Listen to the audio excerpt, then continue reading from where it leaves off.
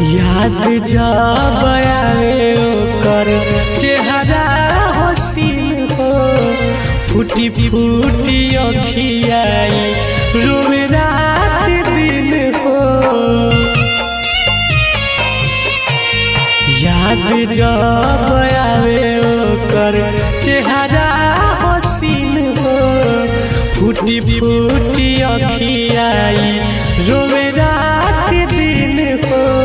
दिलवा बेचारा ई बात नहीं बुझे कैसे जिंदगी बिताई हो।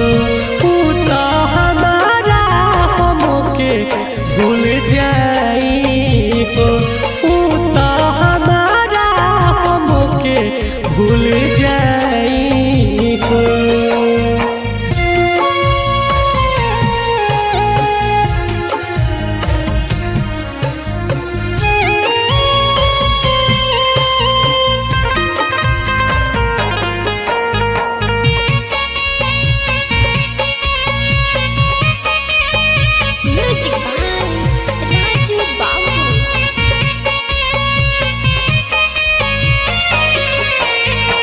मिलल जखम ऐसन घाव नहीं भरी दिलवा पर चोट बाकी दवा भी नयारी।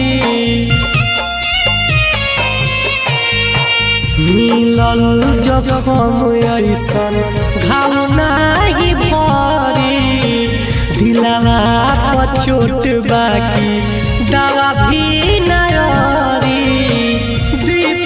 दीवाना भइल मोर के कगार पर कसहु हमके जियाई हो।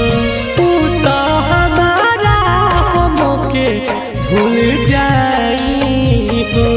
ऊ तो हमारा हमके भूल जाई।